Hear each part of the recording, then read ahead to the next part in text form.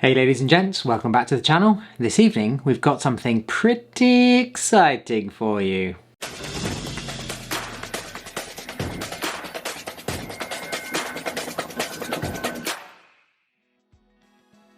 So I wasn't lying, we do have something pretty exciting, and I'm going to share it with you this evening because I'm going to do another one of my evening videos to you because I just need to tell you about it.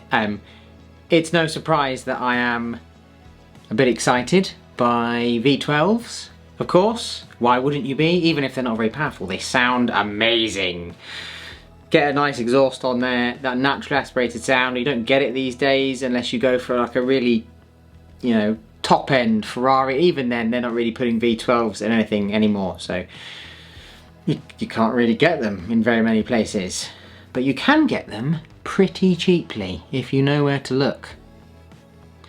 So you may remember a little while ago I shared a video with you where I bought a V12 Mercedes CL600, the cheapest one in England, of course. That's what you have to do, start a new YouTube channel. We went out and bought the cheapest V12 we could find.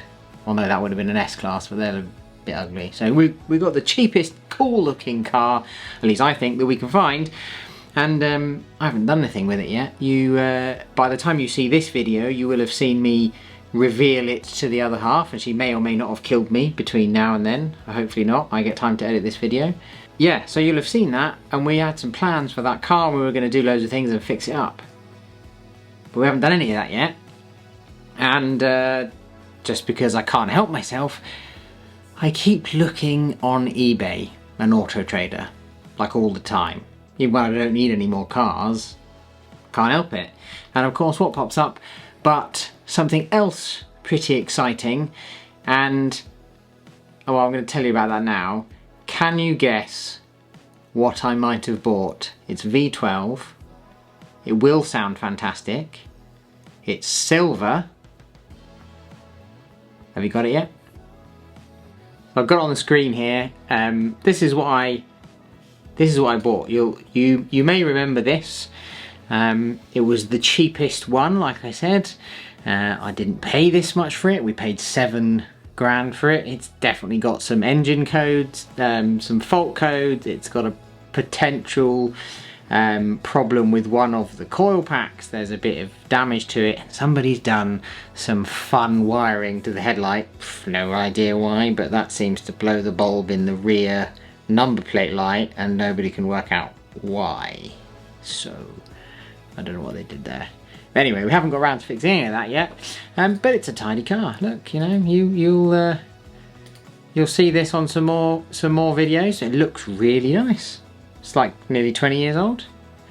So what could I buy that would be a bit crazy after I just bought this? Well, I bought that. Yeah, another one of the same. So now I own two. This one was even cheaper. This is a ridiculous price. Nobody obviously wanted it today, so we won it. And now I've got to pick it up. But it's crazy, look at it. It is pretty much the same. Somebody's fiddled around with the headlights here. This is not correct for this year. These are the later headlights, and this is definitely an earlier model. But this one has the radar guided cruise control, it has ventilated seats, it has a fridge in the back, it has lots of extra stuff, and black leather, which I think just ages better. Like, doesn't show the marks quite as badly as the grey stuff. Look at it! Even got the complete toolkit. It is mental. So a few more miles, but nobody really cares about that. It's a V12 for £5,000. £5,000. And one ridiculous thing you might have spotted here on the auction is that when these cars were new, they were in the region, you know, put a few options, Mercedes being Mercedes, each little option box you tick there cost you about £1,000, something like that. So when they were brand new, this thing would set you back about £100,000. 20 years ago, about 100 grand. So that's a serious car. And we now have two of them for about 12% of the price of one 20 years ago. And they both look really cool. Maybe we should drag race them. So now I've got to go and collect the car, and it's like Corona time, but I think we can still get a train. So we're definitely going to get a train for this one and drive it back, because like, why wouldn't you?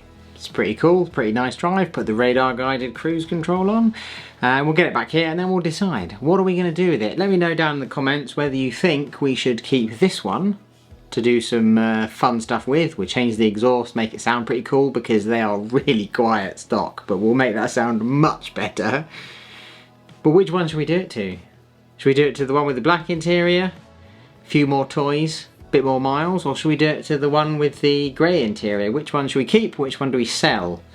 Yeah, let me know down in the comments, and we'll share the plans with you. But for now, I'm going to get some shut-eye, and tomorrow morning we're going to jump on the train at 6:30 in the morning, and we're going to shoot up north to go and grab the car. So yeah, I'm pretty nuts. I mean, who buys two Mercedes V12s that are 20 years old in the space of like 3 weeks? Me! But that means you're going to have some really great content on the channel. We're going to be able to bring you some really cool stuff that we're going to do with it. We're going to show you all the things that are wrong with it, because there's definitely going to be some things wrong with it. It's like a £5,000 car that's a V12, which means like multiples of everything. So anything that goes wrong, obviously down the Mercedes garage, pretty expensive. But hopefully we can solve it on a budget and make it a really nice running car, and fingers crossed there's not too much wrong with it. Maybe just enough to make it interesting, but not too much. Anyway, we're going to take you along for the ride. Hopefully it's going to be a fantastic car, and we're really going to enjoy it. So let's see what we got.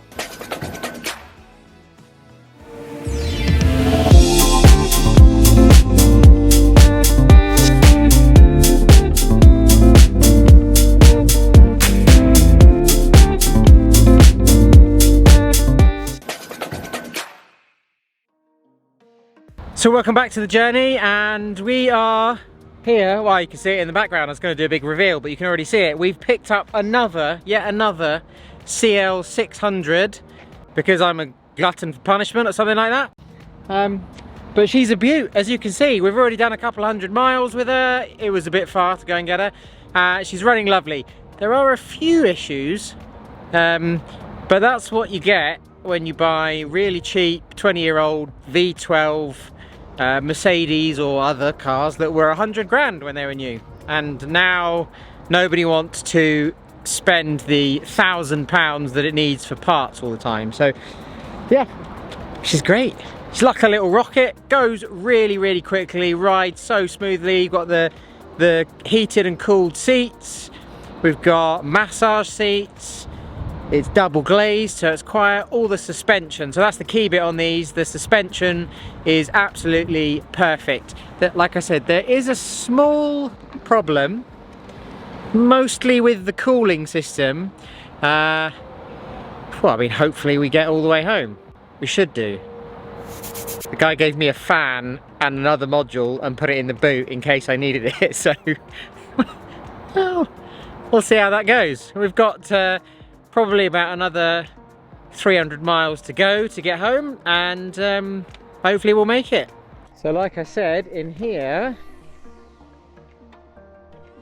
oh, you can see that there, we have a whole fan, and apparently this module is problematic, so we've basically just got a whole spare one that we could, you know, swap out on the motorway if we had some tools, which clearly we don't. Okay, I'm now heading for the nearest Halfords, because some idiot put some kind of probably illegal radar detector thing in here from like the 90s. So I don't even know if it works anymore. It makes a loud noise at me, but it's blocking the cigarette lighter plug, so I can't plug anything in. I can't plug in my phone for sat nav, and I'm basically out of battery. So, you know, if my coolant issue gives me some kind of problem, I won't even be able to phone for the AA to come and recover me because I've run out of battery, because I haven't got anywhere to plug it in. So, Halfords, see if we can take this apart and jerry rig something. Wish me luck.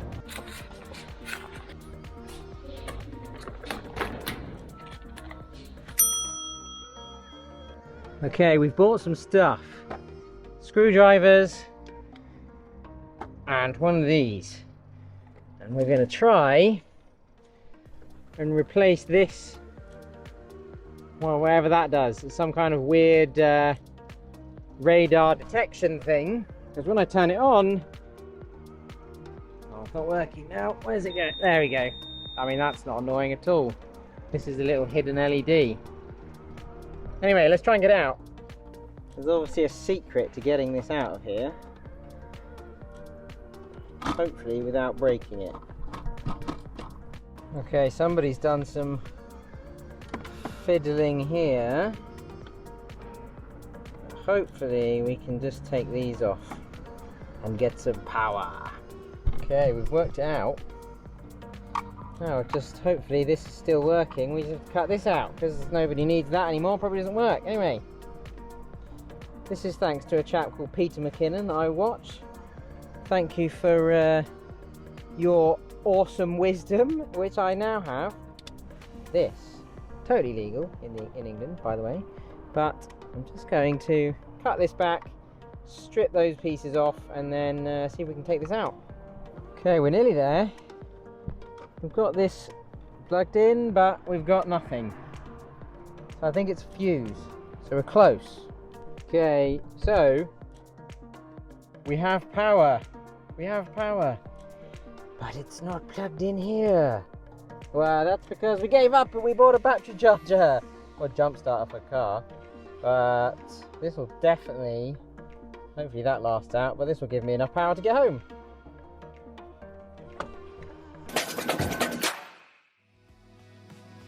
So we're nearly home, and I've done hundreds of miles today, and then we get so close, within 30 miles, and it's now decided it's going to do some kind of limp mode or something. Who knows? There's no errors on the dash, there's no lights, there's no nothing. I'm driving it like I was earlier, and there's just no power. Like, I had a 1 litre Renault Clio that had more power than this. And it just changes gear. Come on! It like upshifts and revs, but nothing really happens. So we're gonna have to get it plugged in and see what's going on. But that'll be for another day. Now I've got to get it back and hide it somewhere where the other half doesn't see it, because the next time, probably the next time that you see it on the channel will be the double reveal. So we're going to reveal the 2 CL600s that I now have to the other half at the same time, and hopefully not give her heart failure or cause my own deaths, you know, at the same time. Let's just hope so, eh? Anyway, if this is the sort of thing that you like to see, us messing around with cars, buying them, selling them, fixing them, finding out what's wrong with them, generally doing stuff like that, and there's definitely a drag race coming of the 2 CL600s, then you know what to do. You like and subscribe down below, and we'll see you in the next video. Just remember, don't try this at home, folks, because I definitely don't know what I'm doing.